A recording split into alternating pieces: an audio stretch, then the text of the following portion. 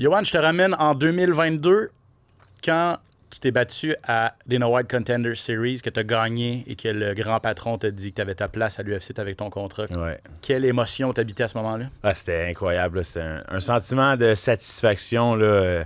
C'était un des plus beaux moments de ma vie. Là. On va demander à notre invité spécial qu'est-ce que lui a ressenti. On va aller le rejoindre tout de suite. L'homme de l'heure, Louis Jourdain, qui a gagné et qui a mérité en fait son contrat à l'UFC mardi dernier. Un des plus beaux moments de ta vie, toi aussi, Louis? 100%. Tellement d'années de travail qui ont enfin fructifié. Fait que non, comme j'ai dit, j'ai dormi à peu près 2 heures en 3 jours, mais je suis high on life en ce moment. Là. Je suis très bien. Merci énormément d'être avec nous aujourd'hui après cette incroyable performance contre Magno Diaz. On passe la première portion de l'émission avec toi. Restez là, on décortique tout ce qui s'est passé pour Louis au cours des derniers jours. Bienvenue à tous au SOS Podcast. SOS! Attention, ça va frapper. Spectaculaire, flamboyant. Des athlètes de haut niveau. Des champions des arts martiaux. Préparez-vous, le combat commence. Dans l'octogone, Ben Baudouin. SOS Podcast! Ah ouais, énorme émission pour vous aujourd'hui. Très content du menu qu'on a à vous présenter. On a Louis. On va parler de ce qui s'est passé à Perth il y a quelques jours. Quelle immense victoire de Carlos Ulberg. Une semaine avant le gros UFC 320, on met la table pour tout ça. Beaucoup d'actualités aussi. Un Québécois qui se bat en Thaïlande demain, en fait, vendredi. John DiBella, on va en parler à la fin de l'émission. Mais bien sûr, Louis Jourdain. Tout d'abord, Louis, félicitations pour cette superbe performance. Tu l'as dit d'entrée de jeu, des années de travail là, qui finissent par payer. Peux-tu, je sais pas si t'es capable de mettre en mots, mais tu es venu au podcast il y a quelques mois avant ton dernier combat, puis tu parlais de toutes les blessures, toutes les épreuves que t'as surmontées, tout ça, à 28 ans d'être enfin à l'UFC, après tout ce par quoi t'as passé. À quel point là, c'est satisfaisant? Ben, j'ai eu 2 moments émotifs où est-ce que j'ai pas pleuré, mais j'ai versé une petite larme, mettons, là.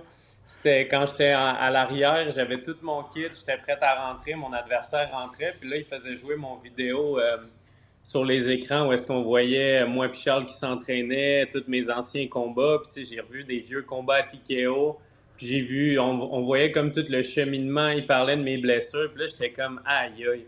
Toutes les fois où j'ai failli abandonner, où je pensais quit, toutes les épreuves difficiles, toutes les émotions négatives que j'ai vécues, puis là, j'étais rendu là. Fait que quand j'étais dans le bac puis je voyais cette vidéo-là, mettons que j'ai versé une petite larme. Puis aussi, après le combat, on m'a vu, je suis tombé à genoux, la tête contre l'octogone, puis j'étais comme, oh mon Dieu, on l'a enfin fait. Il n'y a pas de mots pour décrire ce feeling-là. Tu sais, Louis, Contender Series, c'est quand même assez froid, on se le cachera pas. Moi qui l'ai déjà vécu, tu sais, pas de musique d'entrée, pas de commentateur, tout. Moi, je t'ai regardé en direct. J'ai vraiment eu l'impression que tu avais l'air en plein contrôle. J'ai l'impression que cette atmosphère froide-là, un peu comme ambiance, pas sparring, parce que c'est vraiment hostile comme ambiance, mais j'ai l'impression que tu avais eu l'air en plein contrôle, que tu étais calme, que tu étais serein, que tu as tout contrôlé. Comment tu as trouvé ça, toi? Pas d'entrée, pas de commentateur, Contender Series, l'ambiance. Comment tu aimais ça? Moi, j'ai adoré ça. C'était comme, t'es là pour te battre, t'es là pour ton contrat, il n'y a pas de blabla, il n'y a pas de niaiserie. Ça passe vite. Mais non, c'est ça. Puis tu sais, tu connais ce feeling-là, des fois, tu sais, comme à mon dernier combat, tu rentres dans l'octogone, puis là, c'est long, puis là, il parle de l'autre. Puis tu sais, moi, je suis dans le bac, là, tu sais, je suis prêt, là. J'ai comme un moment que mon cerveau, il enclenche, que, tu sais, moi, j'appelle ça mon higher self, où est-ce que tu sais, t'es comme nerveux, mais t'es là, OK, c'est là, let's go, je vais me battre là. Puis moi, ça s'enclenche à peu près 20-30 minutes avant le combat. Je suis comme en mode, là, let's go, c'est là qu'il faut que ça se passe. Fait que quand il faut que tu rentres dans l'octogone, là, il présente le gars, il te présente, puis là, c'est long, puis moi, je suis comme, j'ai hâte que ça se passe. Fait que pour moi, ça a quasiment joué à mon avantage. Là. J'étais là, j'étais prêt, puis c'est ça m'a quasiment aidé. En tout cas, je suis entièrement d'accord avec Yoann sur le fait que tu avais de l'air, et pas juste l'air, tu étais en plein contrôle de tes moyens. Magno Diaz, c'est un gars qui était 6-1, 6 victoires avant la limite. Ouais. Un client pas facile. Dana White l'a dit à la toute fin. L'équipe des Fighting Nerds, les gars, l'équipe l'avait en très haute estime, disait que c'était un de leurs meilleurs espoirs. Puis tu l'as découpé, Louis. Il t'est passé au travers dans tous les aspects, debout. les coups de pied dans les jambes, la stratégie. T'étais beaucoup plus mobile que lui, beaucoup plus rapide. Au sol, t'as tout défendu, t'as eu des renversements de position, tu finissais avec une soumission. Il n'y a rien qui a mal été dans ce combat-là. Et on va voir des images, on en a sorti, là. Est-ce que tu t'attendais, même dans tes rêves les plus fous, à voir une performance aussi spectaculaire? Oui, mais tu sais, si j'ai un conseil à donner aux jeunes combattants ou à n'importe qui ont des grosses compétitions ou des choses qui sont quand même stressantes avec beaucoup de pression, puis ça, j'avais vu un psychologue sportif qui m'avait dit ça, c'est comme des fois le stress puis l'anxiété, c'est quand tu as un overload d'informations. Puis là, tu sais, j'aurais pu penser, hey, tout le Québec va regarder, le monde va regarder, hey, Dana White, il est là, ici pour mon contrat, mais tout ça, ça m'aurait juste mis de la pression. Le psychologue, qu'est-ce qu'il me dit, c'est que focus sur ce que tu peux contrôler, puis tu as une job. Ta job, tu as 3 rounds de 5 minutes, puis tu as un adversaire à battre. That's it. Il n'y a pas de Dana White, il n'y a pas de contender, il n'y a pas de monde qui te regarde, il n'y a pas de contrat. Tu as une job. Puis tu focuseras sur ce qu'il y a à focuser après, puis ça m'a vraiment aidé. Fait que si j'ai un conseil aux jeunes combattants, c'est ça, focuser juste sur le combat. Il n'y a rien autour, puis après ça, on en profite, puis on récapitule sur tout ça, mais non, c'est ça, j'étais juste focus sur le combat, puis ça a porté fruit. Moi, tu sais, moi, je commence à beaucoup étudier les combats. Je commence à beaucoup étudier en tant que coach avec l'Académie Connexion que j'ai ouvert à Saint-Amand, parce que je veux enseigner. Puis je t'ai tellement trouvé beau à combattre, Louis. Je t'ai trouvé élégant. J'ai trouvé que tout ce que tu lançais, c'était avec intention. Tu touchais quand tu voulais toucher. Tu te déplaçais de gaucher-droitier. Tu lançais rien d'inutile. Tu as touché avec un coude. Tu sais, je veux dire, honnêtement, j'ai trouvé que tu étais une masterclass de kickboxing. Tu n'as pas mangé de coups.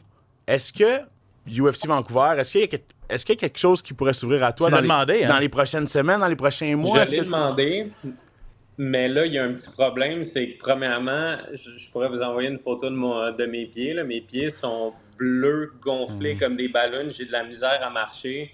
Puis le docteur, il m'a pas clear pendant 21 jours. Il a dit qu'il pouvait regarder qu'est-ce qu'il pouvait faire. Mais tu sais, il y a comme une petite partie de moi qui veut faire mon Khamzat Chimaev, puis me battre à toutes les 2 semaines, puis faire de l'argent, puis tout ça, puis de vouloir avoir l'air tough, mais en même temps, tu sais, on veut quand même bien faire les choses. Tu sais, à la fin de la journée, on reçoit le double de notre bourse si on gagne. Fait que, tu sais, je veux pas me jeter dans la gueule du lion tout de suite. Je veux profiter aussi du UFC PI, de leur programme d'entraînement, des suppléments. Tu sais, je veux vraiment que mon prochain combat, ce soit la meilleure version de moi-même, puis que ce soit une version encore meilleure que ce que j'ai démontré à mon dernier combat. Fait que, il y a une partie de moi qui veut prendre son temps, mais il y a une partie de moi qui veut foncer. Mais c'est ça, si le docteur me clear pas, puis si je suis pas capable de marcher avant le fight, c'est pas bien mieux. Ça vient des nombreux coups de pied dans les jambes que tu as lancés. Honnêtement, je pense que ça a été un des points tournants, ou en tout cas une des clés du combat. Mais lui, ça lui a causé du dommage dans le combat. Tout en paye le prix 2 jours plus tard, c'est ça?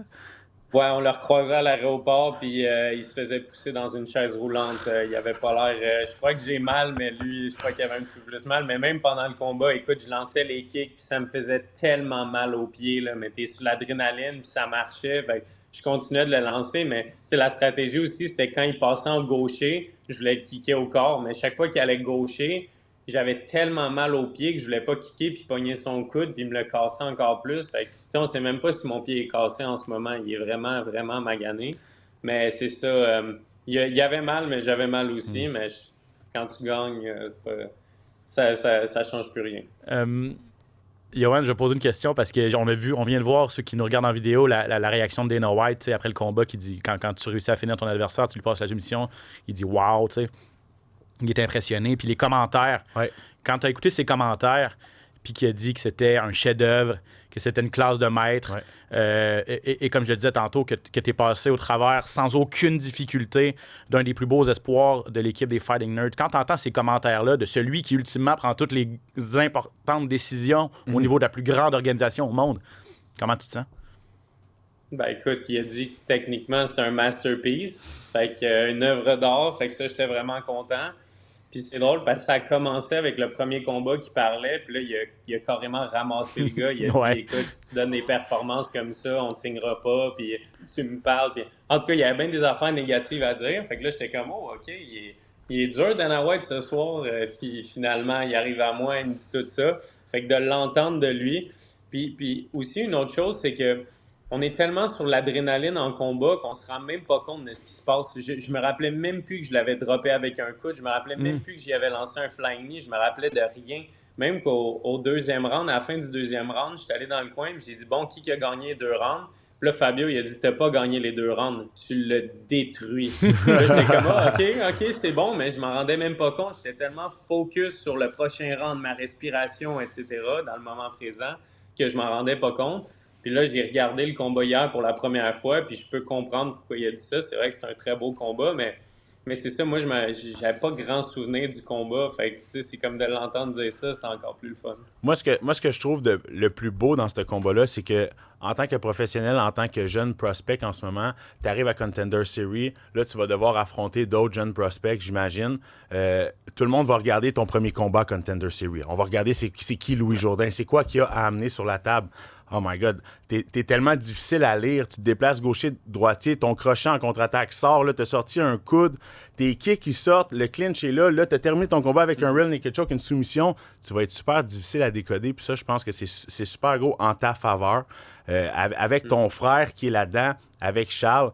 Là, vous avez été mentionné comme le premier duo des frères, officiellement, le premier duo canadien de frères. Qu'est-ce que ça te fait, ça? Ben, tu sais, honnêtement, moi et Charles, on vient de marquer l'histoire, veux pas. C'est premièrement les premiers frères canadiens, québécois au UFC. Je trouve qu'on n'en parle pas assez. On a carrément marqué l'histoire avec ça, puis tu sais, on peut les compter sur une main, le nombre de frères qui a été au UFC. 100%. Charles, après le combat, il m'a envoyé une statistique quand même assez drôle. Il a demandé à ChatGPT, c'est quoi les probabilités que ça arrive, 2 frères canadiens au UFC? Écoute, c'était 0,000, puis il y avait comme 10-0, puis il y avait comme 6-2. Puis il m'a juste écrit « On a brisé la Matrix ». C'est comme les probabilités que ça arrive sont très basses. Fait que je crois que c'est encore plus le fun pour ça. Puis c'est ça, on a marqué l'histoire, puis je trouve qu'on n'en parle pas assez, mais écoute, c'est ce que c'est.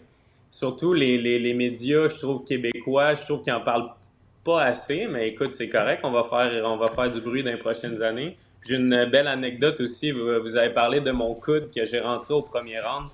Ça, c'est il y a 3 semaines, je me suis entraîné avec Rory McDonald. Vous vous rappelez de lui? Ben oui. On s'est entraîné avec lui, puis tu sais, c'était tellement merveilleux parce que moi, ça, c'est mon héros d'enfance. C'était mon fighter préféré de toute mon enfance. Puis tu sais, c'est comme de le regarder à la télé depuis que je suis tout jeune, puis après ça, de s'entraîner avec lui, c'était fou de tout le cheminement qui a été jusque-là. Puis c'est lui qui m'a montré ça. Il a dit, quand les gars sont trop agressifs, à place de lancer ton jab, tu peux lancer ton step-in elbow. Puis on l'a pratiqué pendant des semaines juste à cause de ça, puis ça a vraiment bien payé. Fait que ça, c'est ma petite anecdote pour le coup de rentrée. C'était un childhood dream come true de rencontrer lui, puis pas juste le rencontrer, s'entraîner avec aussi. Et puis ça a un impact aussi immédiat dans ta carrière en plus. Puis ça, c'est tout simplement incroyable. Pour revenir à ce que tu dis sur les médias, nous, on en parle. On fait le SOS Podcast est là pour en parler. Je vais en parler tantôt à TVA Sport. Écoute, ceux qui suivent ça et ceux qui suivent les armes, on n'est pas beaucoup.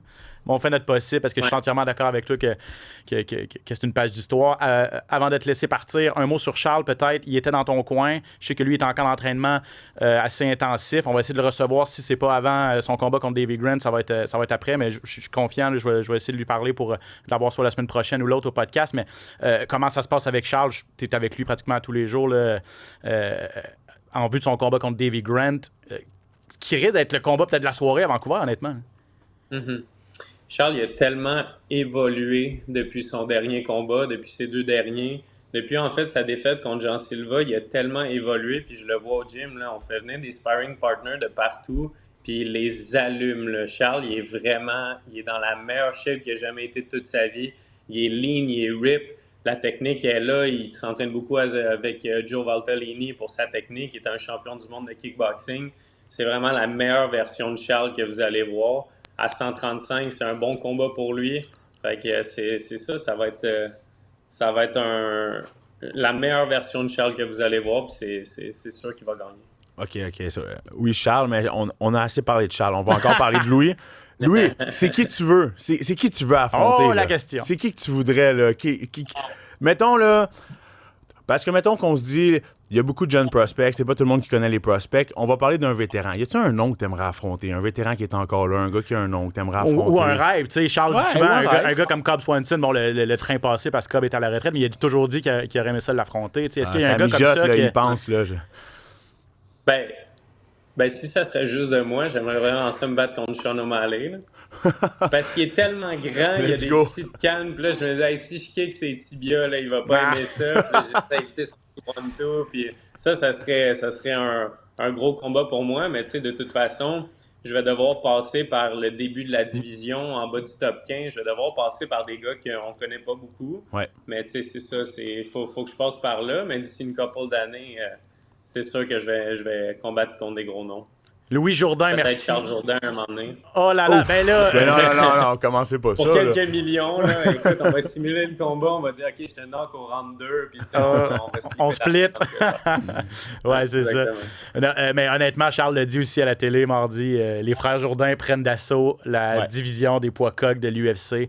On a hâte de voir c'est quoi le prochain défi. Prends soin de toi, Louis. Félicitations, Louis. Félicitations encore. Guéris les jambes. Parce que le reste, je pense que tout va bien. Ça a été un superbe combat et une place plus que méritée à l'UFC. Tu reviens quand tu veux, mon cher Louis. On se reparle bientôt. Ben, aussitôt que vous m'invitez, je vais être là. Merci beaucoup. Salut, ciao, Louis. ciao. Quelle performance, honnêtement. Wow. Quel humain. Puis quand il a parlé du fait qu'il y a... Parce que tu lui as posé la question sur l'environnement et tout ça, puis ça ne l'a pas du tout stressé, puis le fait de travailler avec un psychologue sportif. C'est sûr. Donc, tu sais, c'est les enjeux physiques qu'il a passés, mais aussi il a fait le travail aussi mentalement, puis ça a tellement paru. C'est pas le même Louis Jourdain des dernières années, puis on le sent qu'il a maturé, qu'il a passé par-dessus des épreuves, puis là, il a l'air d'être à la bonne place. Il a seulement 28 ans. Il est pas vieux, là. Il est vraiment là. Il a une belle carrière devant lui qui l'attend. Là. Puis honnêtement, si ça n'avait pas été des blessures, peut-être qu'il aurait été à l'UFC bien avant ça. Oui, Charles est pas beaucoup plus vieux. Je pense que Charles vient d'avoir 30 ou 31. Ils ont peut-être 2 ou 3 ans de différence. Mais on sait que Charles est à l'UFC depuis qu'il a 25 ans. T'sais. Puis Louis a toujours été dans ses traces, toujours le même talent. On les a toujours placés sur un pied d'égalité ou à peu près. Mais c'est ça, qui a eu la chance de son côté au niveau de la santé. Charles n'a jamais, sauf la dernière fois, dû se retirer d'un combat à cause d'ennuis de santé. La dernière fois, c'était l'œil, mais jamais de grosses blessures. Alors que c'est tout Louis qui a eu la malchance à ce niveau-là. Petite anecdote rapide, moi, mon premier combat amateur de toute ma vie à Kanawaki, je l'ai fait avec les frères Jourdain dans mon coin. Ah ouais? Ouais, mon premier Louis combat. avait quel âge, 12 ans? Il était très jeune. Puis autre anecdote, Charles n'a pas arrêté de dire en début de carrière que Louis allait finir par le dépasser un jour.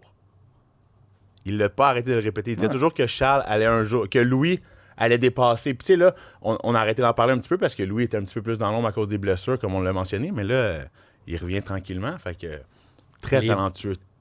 Les deux sont dans la même division. Les deux s'entraînent ensemble. Comme deux frères québécois à l'UFC dans la plus grande organisation au monde. C'est fantastique. Bref, merci à Louis. Merci à Charles aussi qui a aidé son frère dans sa préparation. Et puis on lui souhaite bonne chance pour Vancouver. Charles contre Davy Grant également. OK. UFC Perth, c'était samedi passé. Un mot. Wow. 2 mots, en fait. Carlos Ulberg. Ouais. On se demandait... On se disait... Quand il a affronté des gros noms, Blachowicz, Ozdemir, ça a été à la décision. Peut-être prenne un peu moins de risques et tout ça. Qu'est-ce que ça va donner contre Reyes, qui lui est super agressif, revient de 3 KO de suite? Qu'est-ce que ça a donné? Un des plus gros KO de l'année au premier round. Honnêtement, qu'est-ce que tu as pensé? En tout cas, à mes yeux, la plus grosse performance de sa carrière, une 9e victoire de suite. Ouais.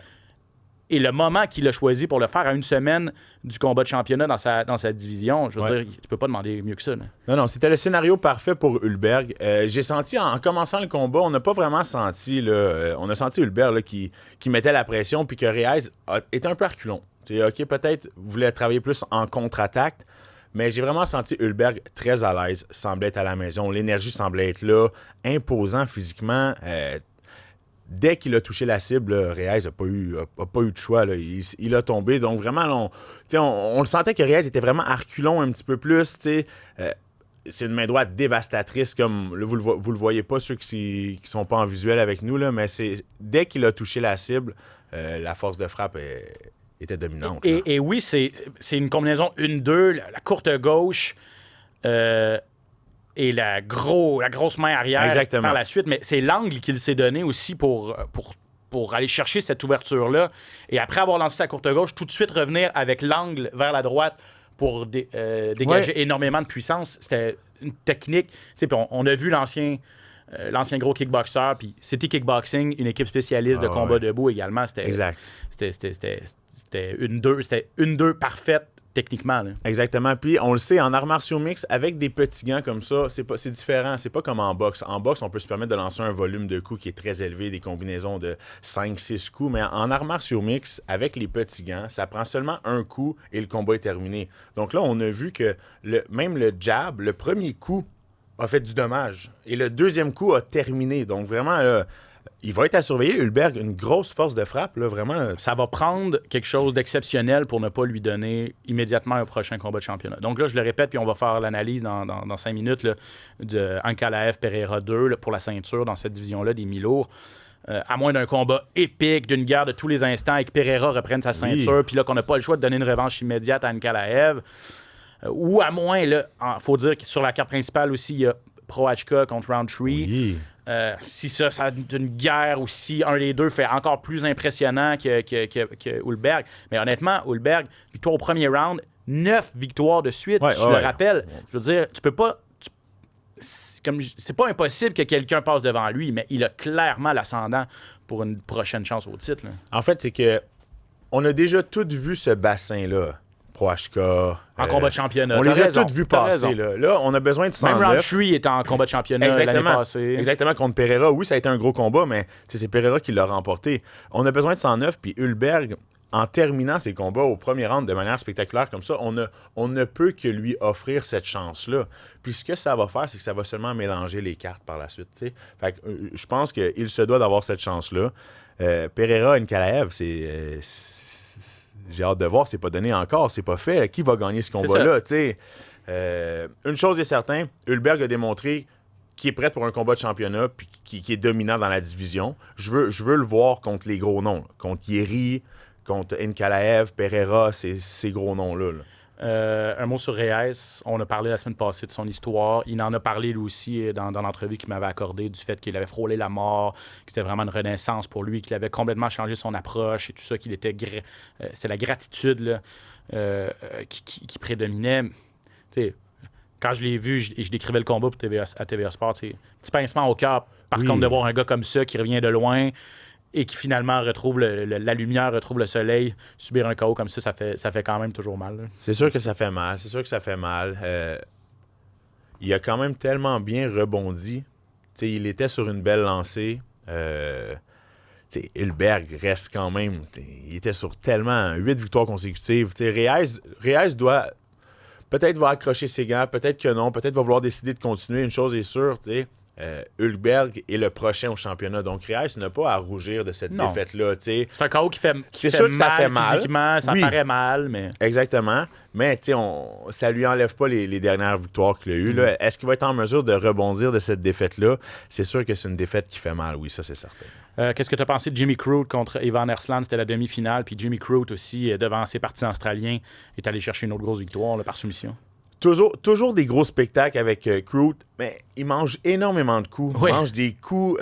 Finit le combat en sang, mais content d'avoir gagné quand même. Deuxième victoire. Après un gros passage à vide. Après un gros passage à vide, semble revenir, mais toujours très spectaculaire, toujours très divertissant. C'est vrai qu'il mange beaucoup de coups. Mais c'est ça exactement. Très durable, mais ça fait son temps. On le sait. On peut pas manger des coups comme ça pendant 20 ans. Donc, on peut pas miser sur notre menton. Ça peut pas être notre première défensive. Donc, vraiment, lui semble accepter de manger des coups. Combien de temps ça va durer encore? Là? La bonne nouvelle, c'est qu'il a tellement de bonnes luttes. En tout cas, là, il a une très bonne lutte. Il a un très bon jeu au sol. Ersland, bon, c'était peut-être pas il était un peu démuni au sol. Tu l'as vu, il n'y avait aucun crochet, il n'y avait rien installé. Puis il a réussi à passer la soumission. Il a tapé rapidement parce qu'il savait qu'il n'y avait pas d'outils pour se sortir de cette situation-là, alors que Crute, c'est ça, comme je dis, il avait même pas tout installé, sa soumission. Puis, exact. Puis il a réussi à faire taper son adversaire. Fait qu'Ersland, il a des gros trous dans son jeu. Puis lui, je sais pas, je pense qu'il est 0-3 à l'UFC, sauf erreur. Là. On voit qu'il y a aussi beaucoup de lacunes dans ça. Ouais, c'était peut-être pas le plus gros test pour Crute, mais il nous a montré que qui était encore là, puis qui était encore dominant au niveau de son jeu au sol, de sa lutte et ses soumissions. Les combattants de l'Océanie, je vous rappelle que le gala était à Perth, donc il y avait énormément d'Australiens et de Néo-Zélandais. Les combattants de ces deux pays ont maintenu une fiche de 10-1 dans les 11 combats dans lesquels ils étaient impliqués. Le seul Australien qui a perdu, c'est Jake Matthews, le vétéran, contre un autre vieux routier, Neil Magny. Ça a été un peu controversé. Magny revient de l'arrière, perdait ce combat-là, puis revient au troisième round un peu de nulle part. Matthews a comme complètement manqué d'essence ou été ébranlé, puis il n'y avait plus de réponse pour rien à mi-chemin au troisième round, et Magny réussit à en finir, mais il y a eu controverse. Je pense que c'était à la fin du premier round quand Matthews avait Magny dans une soumission, puis l'arbitre semble vraiment avoir arrêté le combat avant la fin, avant la cloche du premier round. C'est comme si Magny était en train de vouloir défendre, mais peut-être pas de la bonne manière, en tapant sur la main au lieu de peut-être travailler à défendre. C'est comme s'il donnait des coups. Fait que, moi, je l'ai regardé à plusieurs reprises. Ça semblait contradictoire un petit peu. Être l'arbitre, me serais peut-être interposé aussi, mais c'est comme si il restait 1 ou 2 secondes en même temps, tout s'est fait. Donc, mais Jake Matthews semblait penser qu'il avait gagné. Là. Ouais. Tu sais, célébrait, pensait qu'il gagnait. Magny semblait fâché parce qu'il semblait dire Hey, j'ai pas tapé, attends un petit peu. J'étais pas endormi parce que j'ai l'impression que peut-être que l'arbitre pensait que Magny était endormi quand Magny a comme a levé un peu sa main puis elle a redescendu. Exactement, ouais. C'était vraiment bizarre. Je pense que la bonne décision ultimement a été rendue, c'est-à-dire que l'arbitre a dit après non, c'était la fin du round, j'ai pas. Oui. Clairement, il a réparé son erreur de cette façon-là. Magny était en mesure de poursuivre, ultimement, mais c'est dur pour Matthews de, après ça, passer du j'ai gagné à ah non, ok, je dois me recentrer et revenir. Mais je ne voyais pas Neil Magny, un peu quand même un artiste des soumissions, taper debout sur une soumission comme ça. Honnêtement, je trouvais ça quand même assez. J'étais surpris de le voir taper. Fait que j'ai compris assez rapidement la frustration quand c'était pas le cas. Là. Il y a eu un appel, un protêt, en fait, du clan Jake Matthews, mais depuis que je suis ça, j'ai jamais vu un protêt j'ai jamais vu une décision qui a changé. Au pire, une nulle technique. Au gros pire, j'ai vu ça à PFL. Fabricio Verdum contre... j'oublie le nom, mais Ronan Ferreira, il y a quelques années à la PFL.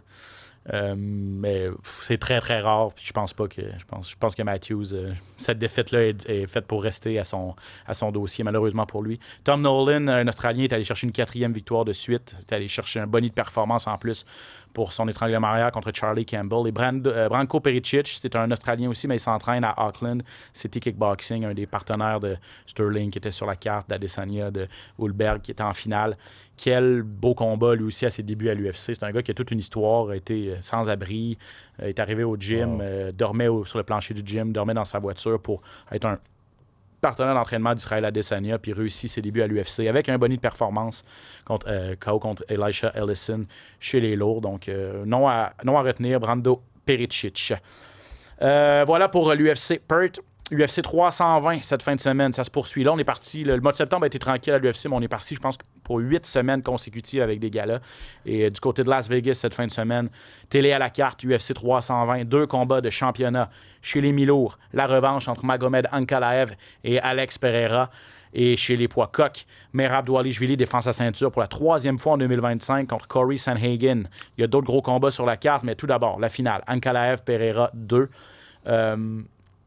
Invaincu depuis 2018, Magomed Ankalaev. Le premier combat avait été assez terne. Hein? Ouais. Et Ankalaev en avait fait juste assez pour l'emporter. Il a été celui qui a mis de la pression constamment pendant 25 minutes. A tenté beaucoup d'amener au sol, tout défendu par Pereira, mais il y a eu du contrôle le long du grillage et tout ça en lutte. Pereira a plus perdu le combat que Ankalaev l'a gagné, sans rien enlever au champion. Mais j'espère qu'on va avoir un meilleur combat cette fois-ci. En fait. Ben c'est ce qu'on se souvient du premier combat de Ankalaev-Pereira. C'est que Ankalaev mettait la pression, que Pereira était plus à reculons sur sa jambe arrière, ne semblait pas vouloir se tremper, ne semblait pas vouloir laisser sortir son crochet de la main avant. Il respectait beaucoup, je pense, la puissance d'Ankalaev. Hein? La puissance, puis peut-être la lutte. Peut-être avait peur des amener au sol. On sait que Pereira est très bon avec les coups de pied dans les jambes, les coups de pied dans les mollets pour être capable de couper le jeu de pied, pour être capable de couper la distance. Quelqu'un qui te met beaucoup de pression, si tu es en mesure de pouvoir couper sa jambe avant, tes déplacements vont être plus faciles. On a senti qu'il n'y avait pas d'outils. Tous toutes les fois que Ankalaev closait la distance, il rapprochait la distance, Pereira restait cloué contre la cage. Donc, on a vraiment senti un Pereira arculon qui ne voulait pas prendre de risques, mais il l'a mentionné aussi après le combat. A dit, écoutez, je sentais que je ne voulais pas trop tremper mes pieds, j'étais un petit peu arculon, je ne me sentais pas moi-même. Donc, avait déjà en tête un combat revanche. Moi, je l'avais mentionné. Là, vous allez dire théorie du complot. Non, je ne suis pas rendu là, mais moi, je l'avais mentionné. C'est que je me suis dit, un grand champion comme Pereira va vouloir prendre un 5 rounds de 5 minutes contre Ankalaev, savoir ce qu'il peut lui apporter, comprendre la vitesse, comprendre la distance, comment il va fonctionner, il va accepter de lui donner un combat de revanche, il va aller gagner ça au deuxième combat. OK, ça va loin, mais c'est quand même quelque chose que je pense qui peut être plausible. Dans le sens qu'il est prêt. Il va être prêt à aller affronter Ankalaev. Il était prêt à prendre une défaite, à perdre sa ceinture, prendre une défaite, juste pour savoir ce qu'il attendait, avoir les... En sachant qu'il allait avoir un combat de revanche. En sachant qu'il allait l'avoir. Et les données nécessaires pour... ça va loin, mais c'est plausible, selon moi. Mais c'est pas impossible dans le sens où... Dans le sens où il voulait pas... Je pense pas qu'il a fait exprès pour perdre. Exactement. Mais... quand tu arrives dans le combat avec une stratégie X, puis tu te rends compte qu'après 2-3 rounds, ça fonctionnera pas, puis là, tu te dis, OK, ben, je prendrai pas de risque, puis là, ben, je vais encaisser ma défaite, je vais aller, comme on dit... On retourne sur le bureau de travail, on retourne travailler, puis tu sais, Pereira, c'est un grand champion, c'est quelqu'un qui a beaucoup d'expérience. J'avais l'impression que dans le premier combat, il n'y avait aucune animosité, que les deux se respectaient beaucoup de fierté, tu sais... C'est correct, mais là, j'ai l'impression qu'il y a un petit peu plus d'animosité. Ils se sont croisés un petit peu, Pereira et Ankalaev. Donc, vraiment, j'ai hâte de voir si maintenant on va mettre le respect de côté puis on va aller un petit peu plus à la guerre. Là. Ben, c'est drôle que tu dises ça parce qu'on va aller écouter ce que Pereira a à dire là-dessus. Tu fais référence à cette rencontre ou pas à l'Institut de performance. Les deux terminent leur camp d'entraînement du côté de Vegas et on le sait qu'à l'Institut de performance, beaucoup de combattants passent là, mais quand on s'affronte une semaine plus tard, on essaye de gérer les horaires de l'un et de l'autre pour pas se croiser, pas créer d'incidents diplomatiques là-bas dans le building. Mais là, apparemment que Pereira aurait croisé l'équipe d'Ankalaev et lui, il dit « Ankalaev s'est juste caché de moi, il voulait pas me voir. Il est sorti sur les médias sociaux, tenté de provoquer Ankalaev. La réponse est venue par la suite. » Donc, j'ai parlé à Pereira cette semaine et de l'animosité et de cette altercation-là. On peut écouter ce qu'il avait à dire à ce sujet-là. Il a dit des choses vraiment stupides, mais je sais pourquoi il fait ça. Je l'ai seulement dit maintenant quelque chose ici à Vegas parce qu'il continuait à parler tout le jour et ainsi, quand il était à Las Vegas, il s'était caché au PI. Mais je sais pourquoi il fait ça. C'est l'unique chose qu'il peut faire. Je pense qu'ils font pour les médias. Il sait de mon expérience. Je n'ai jamais été affecté pour cela et il fait pour les médias. C'est un gars qui n'a aucune expression et comme ça, il fait un peu des médias. Donc voilà, tu parles de théorie du complot. Selon Alex Pereira, c'est que Ankalaev est tellement peu populaire. Évidemment, la barrière de la langue. Pas un gars qui est vraiment extraverti et tout ça. Qu'il essaie juste de provoquer Pereira pour être dans les médias, essayer d'avoir son nom, de se faire un peu plus connaître, qu'on parle de lui un petit peu, alors que Pereira, qui est déjà une méga star de l'UFC, a vraiment pas besoin de ça. Mais c'est quand même Pereira qui a sorti l'histoire, il s'est caché. Il s'est caché de moi. Donc, qui met ça sur le dos d'Ankalaev, c'est lui qui me provoque, c'est lui qui dit des choses, alors que la plus grosse chose, c'est Pereira qui l'a sorti. Je pense que c'est en la faveur de Pereira, parce que Pereira a tellement été habitué d'être dans des scènes dramatiques avec Adesanya, les trilogies et tout ça. Donc, lui, là, ça le dérange pas, ça lui enlève pas son focus du combat. Ankalaev, c'est quelqu'un qui... C'est un fantôme, on le voit jamais, sans émotion, parle pas beaucoup au micro. Donc, de se faire impliquer dans des histoires comme ça, peut-être que ça lui enlève son focus, ça le rend inconfortable. Donc, ça peut jouer en la faveur de Pereira, on sait jamais. Quelques points sur Alex Pereira. Seulement 11 coups significatifs à la tête lors du dernier combat. 11 sur 76. Wow. À peu près 80% de ses coups lancés, c'était des coups de pied dans les jambes à distance. Tu sais, quand on dit qu'il voulait vraiment pas trop se mouiller, là, c'en est la preuve. Et je regardais ses fiches kickboxing, arts martiaux mixtes, n'a jamais perdu 2 combats consécutifs. Donc, il y en a beaucoup de combats, Alex Pereira. Là. On parle pas de quelqu'un qui a 25-26 combats, on parle de quelqu'un qui a une centaine de combats. Là. Surtout en kickboxing. Exactement. En arts martiaux mixtes, un peu moins, mais effectivement. Donc, c'est un gars qui... Et je pense je pense qu'on peut dire sans se tromper qu'il n'aime pas se perdre. Exact. Il sait rebondir. Il est capable de rebondir de sa défaite, donc ça va être intéressant de voir une revanche contre le même combattant. Et ça va être important aussi, je finis là-dessus avant de passer à la demi-finale, parce que 38 ans, puis là, si tu perds 2 fois de suite en championnat du monde contre le même gars, là, tu peux pas avoir immédiatement un combat de championnat tout de suite. Là, tu descends de quelques échelons, ça te prend au moins 1 ou 2 victoires pour retourner en combat de championnat. 38 ans, combien tu peux en faire encore? Il a été ultra actif dans les dernières années. Puis là, il n'a jamais caché qu'il voulait monter chez les lourds. Mais là, avec 2 défaites de suite à 205 livres, si tu montes chez les lourds, tu n'as pas tout de suite un combat de championnat non plus. Non, ça c'est certain. Donc, c'est un combat très important. Qu'il retrouve sa ceinture, pour lui, c'est crucial. Surtout s'il veut passer chez les poids lourds et devenir le premier triple champion de l'histoire de l'organisation. Bref, quand même un immense enjeu quand même pour ce combat-là. Merab Dvalishvili affronte Corey Sandhagen en demi-finale championnat chez les poids coqs. Je le disais, 3e défense pour Dvalishvili en 2025 seulement. Il en veut une 4e. C'est un gars qui est ultra actif. Qui va arrêter Dvalishvili? 13 victoires consécutives, Yoann. Ah, écoute, son style est étincelant. Son style, on le sait qu'il va vouloir t'amener au sol, mais il est en mesure de le faire quand même. Sandhagen, c'est un combattant tellement spectaculaire. OK, oui, on va parler des coups de genoux à la volée, des coups de pied frontal qui peuvent être dangereux pour surtout un combattant plus petit qui veut l'amener au sol. Mais j'ai l'impression que Merab est tellement en contrôle de ce qu'il fait. Puis moi, pourquoi je dis ça, c'est que lorsqu'ils se sont battus à la sphère, Merab puis Sean O'Malley, les deux avaient des capteurs de fréquence cardiaque. Et on a calculé les fréquences cardiaques quand ils sont rentrés dans le combat, combien ils étaient, et pendant le combat. Puis il ne monte pas ses fréquences cardiaques à Merab. Comme, il y a toujours du gaz parce qu'il ne monte pas ses fréquences cardiaques. Il est toujours calme, il est toujours serein. On dirait qu'il y a du plaisir à faire ça. Donc, il y a toujours de l'énergie. Puis ça, c'est la clé numéro 1 pour avoir du succès, c'est d'avoir de l'énergie. Fait que j'ai l'impression que surtout dans des combats de championnat de 5 rounds, il va toujours avoir le dernier mot dans les 4e puis dans les 5e rounds. Donc, j'ai hâte de voir est-ce que Sandhagen va nous sortir un coup spectaculaire pour terminer le combat. Je pense que c'est la seule voie possible pour lui de gagner. C'est en tout cas sur papier un duel très intéressant. 4-1 à ses 5 derniers, Sandhagen. Et tu le dis, c'est un combattant. Sa plus grande force, c'est d'être un peu imprévisible. Exact. Super athlétique. Va sortir des attaques. Gaucher-droitier. Gaucher-droitier, à la volée, renversé. Super imprévisible et tout ça. Puis il a développé un peu plus de puissance. Il me l'avait dit en entrevue il y a quelques semaines. Il travaille beaucoup avec Trevor Whitman. Puis, oui, il a toujours réussi à toucher la cible avec des attaques un peu orthodoxes, mais là, il a réussi à ajouter de la puissance là-dedans qui peut faire la différence. Oui, avant, il touchait beaucoup, mais il n'avait pas beaucoup de KO, là, sans vraiment qu'il peut en finir avec ses adversaires.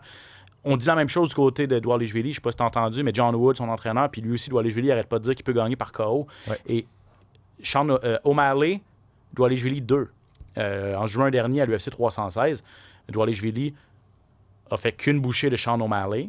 Ça s'est terminé par soumission au 3e round. Mais dans les 2 premiers rounds, Dvalishvili était meilleur en striking qu'O'Malley. O'Malley, c'est sa grande force. C'est un boxeur, un kickboxer hors pair, un des meilleurs livre pour livre. Puis Dvalishvili était plus rapide, touchait la cible avec plus de régularité. Honnêtement, si en plus d'être un lutteur, le meilleur de l'UFC, toutes catégories confondues, s'il améliore son jeu debout, il n'y a pas de faiblesse, là.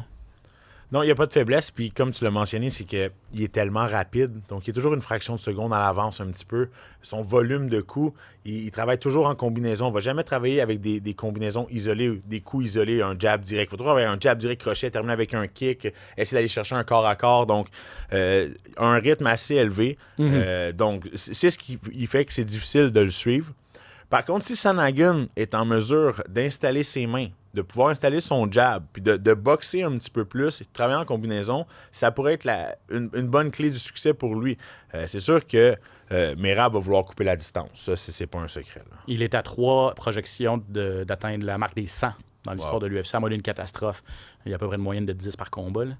Il devrait à moins d'une catastrophe ou que ça se finisse trop rapidement, il va être le premier de l'histoire à atteindre les 100 projections au sol. Avant de passer au reste de la carte, un extrait de Dvalishvili, je lui ai parlé, et entrevue complète de Dvalishvili et Pereira d'ailleurs sur tvasport.ca, mais Dvalishvili sur le fait qu'il adore être actif, il sent qu'il est meilleur lorsqu'il se bat plusieurs fois par année.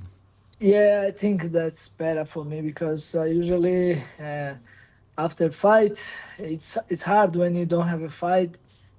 You don't have like same discipline. You're traveling a lot. You get a lot of distract, and especially I don't have like a wife. I don't have kids. I'm all over. I'm traveling, and yeah, I like all this, but most important is fighting, and yeah, I wanna just keep doing this. Un lover. C'est un lover, là, notre ami Merab, mais c'est un gars qui est toujours au gym. Exactement. Puis tu sais, c'est vrai ce qu'il dit. Il dit que c'est facile d'être distrait. Étant champion en ce moment, il est porté à devoir se promener beaucoup à gauche, à droite, être présent dans des événements. Pas de famille qui l'attend à la maison nécessairement, pas d'enfants ou pas de femmes. Donc c'est sûr que c'est facile d'avoir des distractions. Puis tu sais, semble pas vraiment être quelqu'un qui fait le party, mais tu sais, on l'a vu, qu'est-ce que ça peut donner avec des Conor McGregor ou avec autre chose. Donc, c'est sûr que lui, il l'a mentionné. Je veux être actif, je veux avoir des combats. J'aime mieux être dans la routine du gym que de devoir me promener avec ma ceinture en tant que champion. Là. OK. Un mot sur Jiří Procházka contre Khalil Rountree, ancien champion Procházka. Rountree qui s'est battu en combat de championnat. C'est l'agilité, la puissance de Procházka contre la résilience, la puissance aussi de Rountree. C'est un gars qui a énormément de cœur au ventre, il va jamais reculer. Là. Bon, ce que j'aime pas, c'est que c'est vraiment deux styles complètement différents. Rountree qui a les mains hautes constamment, style Muay Thai un petit peu plus droit, qui va vouloir avancer. Puis Procházka, les mains basses, qui va vouloir gaucher, droitier, changer complètement de stand. Fait que je trouve que c'est un clash, permettez-moi l'expression, de style complètement. Un combat tellement excitant. Là. C'est sûr que ça se termine pas, d'après moi, au troisième round. Ça va se terminer avant la limite. Et je pense que les deux vont s'engager, vont être agressifs. Oui, exactement. Ils vont vouloir prouver. C'est ça. Qui ont leur place encore. Josh Emmett, le bon vieux Emmett à 40 ans qui fait face à Youssef Zalal. Un combat important pour Emmett qui est 1-3 à ses 4 derniers quand même. Et Zalal, 7 victoires de suite, lui 4-0 depuis son retour à l'UFC, le combattant marocain. Donc, il sort d'une grosse victoire contre Qatar. Exactement. Donc, exactement. On l'a vu finir fort, on l'a vu sortir fort, très agile, très rapide, bon mouvement défensif, toujours le long de la cage. Donc, on sait, Emmett va vouloir mettre la pression. Ça va être encore là un clash de style. Exact. Et ça pourrait vraiment permettre à Zalal de faire un bon pas dans les classements et de s'approcher peut-être d'un combat du top 5. Et gardez votre œil sur deux gros cogneurs. Ateba Gauthier, phénomène camerounais de 23 ans, qui affronte un adversaire de dernière minute en plus, là, parce que son adversaire s'est désisté. Puis Joe Pyfer, on le sait, le gros cogneur de Philadelphie, est également sur cette carte-là. On termine l'émission avec les actualités. Rumeurs, échos, coulisses, les plus récentes nouvelles. Le hype UFC.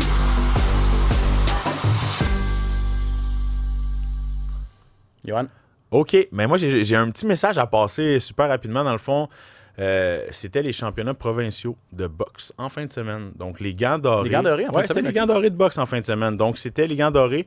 Il y a deux catégories. La novice, puis dans le fond, novice, c'est moins de 5 combats. Donc, c'est les gants dorés de moins de 5 combats. Puis, j'avais deux élèves qui étaient là, Maxime Gemme et Lucas Gemme, les frères Gemme de mon école à Saint-Amable, Académie Connexion. Puis, Lucas devait se battre en finale. Dans le fond, il était finaliste, il s'est battu en finale. Puis, c'était une catégorie de poids ouvert. Donc, c'était 16 ans, 185 livres et plus, à affronter un jeune homme de 16 ans de 6'2", 225 livres. Oh my God! Ouais, toute une pièce. Gros combat, beaucoup de cœur. Félicitations, Lucas. A perdu le combat, mais a vraiment démontré beaucoup de résilience puis beaucoup de cœur. A vraiment gagné le respect de son adversaire. Et Maxime...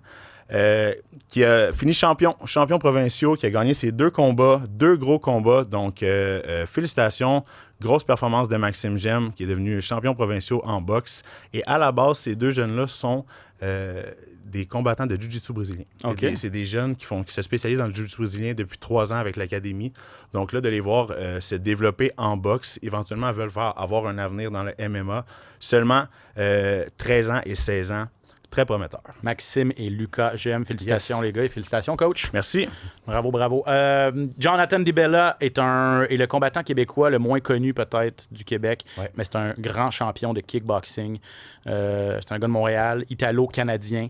Il se bat cette fin de semaine à One FC. Donc c'est One Fight Night 36. Une revanche pour le championnat des poids paille de kickboxing de l'organisation contre le grand champion thaïlandais Prahan Chai. Les deux se sont déjà affrontés en juin dernier, juin 2024, une guerre de 5 rounds. et le Thaïlandais l'avait emporté, avait volé la ceinture de Dibella. Combat très serré quand même. Si vous avez jamais vu des combats de Dibella, vous devez absolument aller voir pour de vrai. Il est... Tu sais, c'est pas gros les poids pailles. Je pense que c'est 135 livres à one. Et puis, il est tellement rapide. Il est rapide. Et les coups de pied. Louis parlait que ses pieds sont bleus présentement. Ouais. J'ose même pas imaginer. Mais tu sais, lui, il s'entraîne, il fait juste ça, là, jour après jour au gym, lancer des coups de pied. Mais il en lance tellement, ils ont tellement l'air de faire mal. C'est fou. C'est vraiment, c'est un as du kickboxing. Si vous avez jamais vu ces combats, vous devez voir ça. One, c'est une grande organisation. Vraiment, asiatique, ouais, c'est une organisation où est-ce que le volume puis le niveau est très élevé. Certainement, au niveau du kickboxing, au niveau du Muay Thai, il offre plusieurs styles de combat. Donc, ça va vraiment être un combat d'envergure mondiale. Là. C'est un championnat du monde. Pran Chai a la ceinture de kickboxing de One et la ceinture de Muay Thai également. Ah, exact. Donc là, c'est il met sa ceinture de kickboxing en jeu contre John Dibella. Wow. C'est vendredi 21h sur Prime Video. Nice. Si vous êtes abonné sur Prime, vendredi, donc demain, on enregistre, on est jeudi le 2. Donc c'est vendredi le 3 octobre, 21h sur Prime Video. Vous allez pouvoir regarder le combat de Jonathan Dibella et on lui souhaite bonne chance, tente de récupérer sa ceinture de champion du monde. Dana White a annoncé des super beau combat à l'UFC hier sur Instagram. Le 22 novembre, ça va se passer à Doha, au Qatar. Première visite de l'UFC là-bas. En finale, Arman Tsarukyan contre Dan Hooker. Qu'est-ce que ça te dit? Ouais, ça me dit le retour de Dan Hooker. Retour des deux. C'est vrai, Tsarukyan aussi, ça fait longtemps qu'on ne l'a pas vu. Là, donc, j'ai vraiment hâte de voir. Pour moi, c'est un combat difficile pour Hooker. Tsarukyan qui tellement dominant dans ses combats. La lutte, on le sait, là, c'est une de ses forces. Dan Hooker n'a jamais vraiment été un spécialiste de la lutte. Une bonne guillotine, oui. Mais je trouve que c'est un combat dangereux pour Hooker. Mais écoutez, on le sait, Hooker, c'est un guerrier. Il va y aller, il va tenter de faire son possible. Donc, moi j'ai pas Hooker dans ce combat-là. Parce que Tsarukyan, il est classé 2e à 155 livres, 4 victoires consécutives. Il a 2 défaites à l'UFC contre Gamrot et contre Makhachev en tout début de carrière. Il devait affronter Makhachev en combat de championnat en janvier dernier. Il s'est blessé la veille du combat. Ouais. Il avait fait le poids, sauf erreur, et il s'est blessé. Et on l'a pas revu depuis. Il a été vraiment... comme on dit, benché. Là. Laissé de côté, exactement. Ouais. Benché par Dana White. Là, ça fait, la punition a assez duré. Mais opportunité en or pour Hooker, honnêtement, 100%. De revenir sur le tableau puis de revenir, parce qu'on le sait, il y a eu une grosse blessure à la main. Là, ça fait longtemps qu'il est sur la touche. Chance en or pour lui de revenir. Là. La demi-finale est pas piqué des verres non plus. Belal Mohamed, ancien champion contre Ian Machado Gary. Donc, Mohamed classé premier à 170 livres contre Gary, qui est 6e. 16-1 Gary dans sa carrière. Seule défaite, c'est contre Shavkat Rakhmonov. Et Mohamed, on le sait, avant sa défaite contre Jack Della Maddalena, était sur une séquence de 10 victoires. Ouais. Aussi un choc de style peut-être. Et est-ce que et on l'a vu contre Della Maddalena, n'a pas su imposer sa lutte. Mohamed, est-ce qu'il a été trop gourmand? Est-ce qu'il voulait faire plaisir aux fans, prouver qu'il était capable de combattre debout? Parce que Gary est très, très bon debout, mais est-ce que ça va au sol et du calibre de Mohamed? Je pense que c'est un combat qui est très serré qui est très risqué pour Belal, parce qu'honnêtement, Ian Gary semble devenir au top de ses performances, semble évoluer jour après jour après jour, a une seule défaite contre Shavkat Rakhmonov. Exactement, pardon, merci. Contre Rakhmonov, a une seule défaite contre Rakhmonov. Puis c'était pas une grosse défaite, là. C'était une défaite très serrée, un split contre le cauchemar de la division en ce moment. Donc, Belal, qui revient d'une défaite, a perdu son titre contre Jack Della Maddalena, qui devait pas gagner ce titre-là nécessairement. Il n'était pas favori. Donc, exactement. Donc, je pense que Ian Gary peut vraiment aller mettre un clou dans la tombe de Belal en gagnant ce combat-là. Puis je pense qu'il a tous les armes pour. Chose certaine, Ian Gary gagne contre Belal. On se doit éventuellement de le prendre en considération pour une ceinture. Entièrement d'accord. Et cette ceinture-là va être en jeu la semaine précédente. Ce combat-là, je vous rappelle, ça c'est au Qatar le 22 novembre, puis le 15, le samedi précédent, c'est Della Maddalena contre Makhachev au Madison Square Garden, la ceinture des 170 livres. On termine les actualités avec cette annonce de combat aussi. Benel Dariush qui a accepté d'affronter Benoît Saint-Denis justement au Madison Square Garden le 15 novembre. Et on se posait la question quand Saint-Denis a complètement détruit Mauricio Ruffi. Est-ce qu'il y a un combattant du top 10 qui va accepter de l'affronter? Chapeau à Benel Dariush qui accepte ce défi-là quand même. Chapeau à Darius. Combat vraiment intéressant. Je trouve que les deux ont sensiblement des forces similaires, un bon striking, mais un bon combat debout, mais les deux ont une bonne lutte, sont à l'aise au sol. Ça va être intéressant de voir ce combat-là. L'expérience est du côté de Dariush. Parce que Saint-Denis, on le sait, il a perdu contre Moïcano, il a perdu contre Dustin Poirier. Quand il a affronté des gars du top 10, les dernières fois, ça a moins bien été, mais c'est un gars c'est tellement dur à cuire. Il est tellement fort physiquement aussi. Donc... Puis il va à la guerre, il avance. Chose que Dariush fait aussi. Donc ça va être un combat assez intéressant qui va exploser d'après moi. Donc ça va se passer le 15 novembre au Madison Square Garden. Ça fait le tour, je pense, pour aujourd'hui. Merci, mon cher Yohan. Merci à toi. Merci à Louis Jourdain qui était dans le début d'émission. Félicitations. Un autre Québécois, un 4e à l'UFC. Louis Jourdain, on va suivre bien sûr ce qui va se passer. Merci à Phil en régie. Je m'appelle Ben Baudouin, au nom de Yohan Lennes et de toute l'équipe. Je vous dis à la semaine prochaine pour un autre épisode du SOS Podcast. SOS Podcast!